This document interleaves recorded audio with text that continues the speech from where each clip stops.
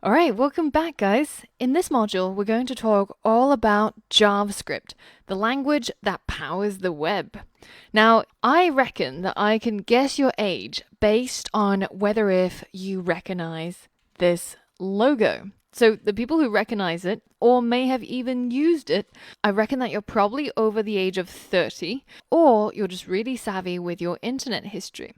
Now, for those of you guys who don't recognize this symbol, this is the logo for Netscape Navigator, the browser that dominated the 90s. Now, what about these logos? I'm willing to guess that almost everybody will know at least one of these logos, if not all of them. And what do they all have in common? Well, there was one company that invested in all of these startups, and that's Andreessen Horowitz. And the Andreessen in this case refers to Mark Andreessen, who was one of the principal makers of the Netscape Navigator. So in the beginning, way before Chrome or Firefox, Safari, or even Internet Explorer, there was a browser called Mosaic. And Mosaic was something that Mark worked on even while he was at university. And when he finished university, he began to work on Netscape. And at one point, Netscape Navigator held over 80% of the market share in terms of browser usage. Subsequently, there was a huge browser war. And there was a big kerfuffle between Netscape, which was the dominant force, and Internet Explorer. And the result was the death of Netscape and the Netscape Communications Company. But a lot of that technology was transported and incorporated into the modern day Firefox. So when we talk about Mosaic and Netscape, this really was the beginning of web browsing as we know it today. So I want to take you back. We're going to time travel to 1995. And this was the time before Tupac was killed and NSYNC was plastered all over my room, and a time when people would fight each other for the latest version of Windows 95. At this point in time, HTML websites were all form and no function. And when a website did in fact need some functionality, such as retrieving a piece of data that you searched for, or just calculating something, or converting between different units, the website had to send that request to the data server, and it was in the data server where all of this computation and business logic happened, and then it would return the web page that contained the new data. Now, the team at Netscape wanted something a little bit different. They envisioned a future where the web was more dynamic, with animations and real-time user interaction.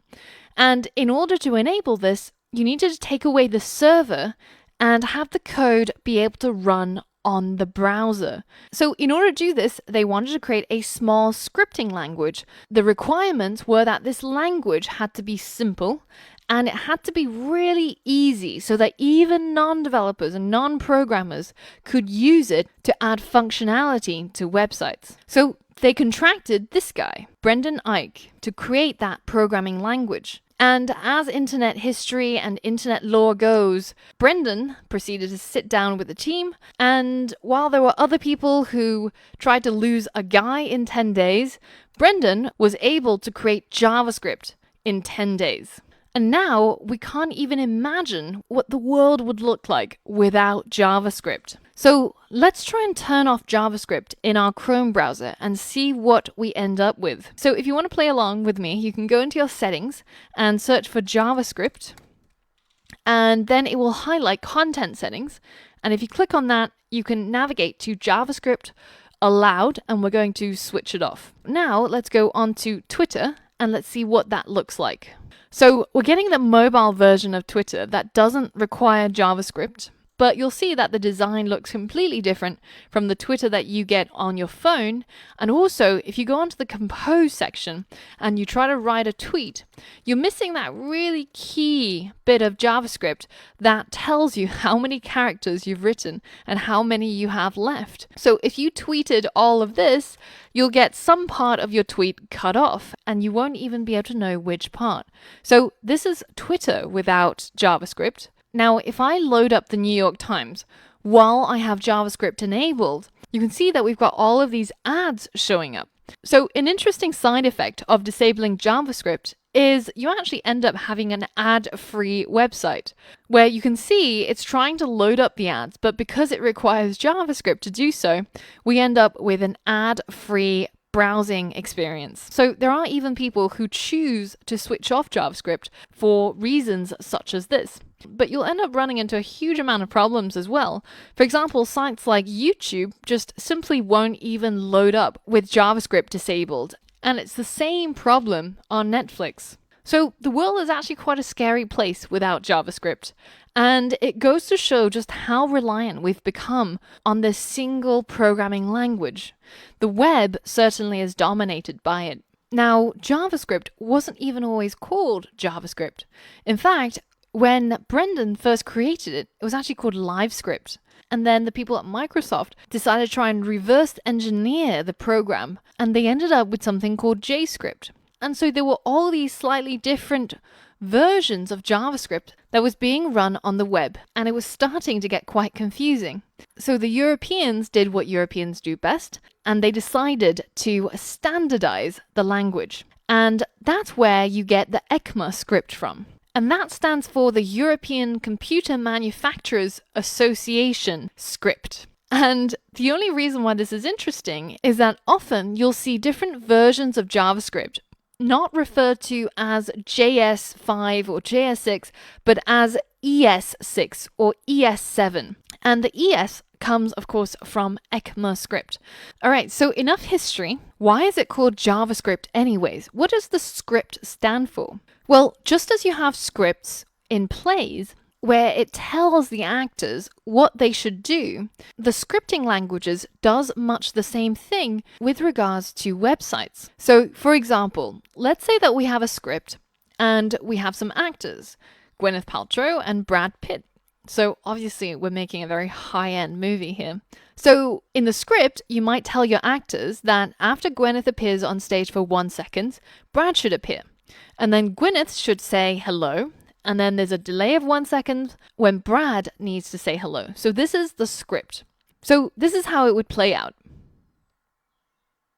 So by writing these instructions and telling the actors what they should say, we're able to determine how our play should work. Now, in our world of web development, the script is JavaScript, and the actors are, for example, the HTML elements. And Gwyneth would be, say, for example, an H1 element, and Brad could be a paragraph element.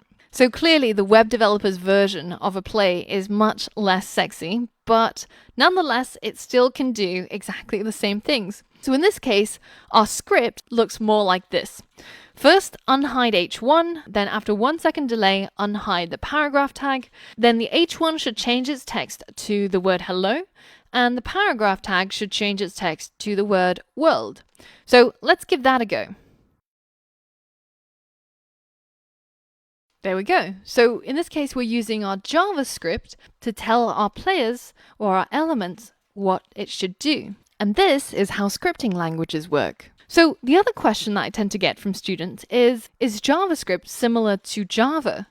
And what exactly is their relationship? And to those students, I often refer to something that a computer science professor once told me, which is Java and JavaScript have about as much in common as car and carpet.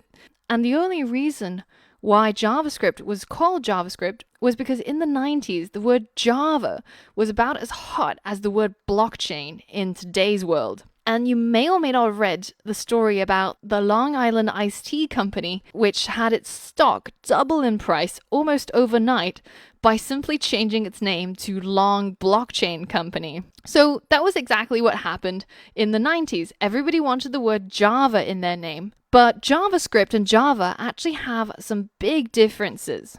And the main difference is that JavaScript is an interpreted programming language, whereas Java is a compiled programming language. So I'll defer to this brilliant cartoon from a TV show called Bits and Bytes from the 1980s to explain this. It's from a really awesome Canadian series, and I'll include a link to the video in the resources section of this lesson. Now, whereas in the olden days, interpreted languages tend to be seen as almost like toy languages. They weren't so powerful, they were very slow, and they had to execute all the instructions line by line. Whereas compiled languages were seen as the more serious languages, and you end up with very fast running programs. Now, today, modern JavaScript is used in all sorts of places. Whereas traditionally it was a front-end language that was meant to add some animations to your website or allow a little bit of user interaction. But nowadays, JavaScript can be seen in frameworks ranging from the front end to the back end and everything in between. And later in this course, we're going to learn about a lot of those frameworks.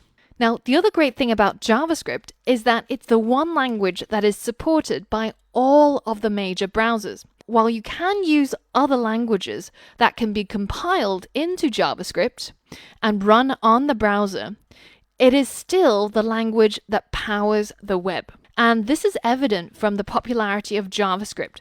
So this is a graph that's compiled by RedMonk, and this is for January 2018. And you can see that at the top right corner, the most popular language of 2018 is still JavaScript, closely followed by Java. So whenever students ask me, what is the language that I should learn first? Or what is the best programming language to become skilled in? I tend to tell them that, well, that depends on what you want to build. If you want to build an iOS app, then that means you should learn Swift. If you want to build an Android app, then you need to know about Java. But if you want to build websites and web apps, then JavaScript is going to be your close ally. Although if you're not careful, it can also be your enemy. So in the coming lessons, we're going to learn about best practice in terms of using JavaScript and all of the good parts that this language offers. So for all of that and more, I'll see you on the next lesson.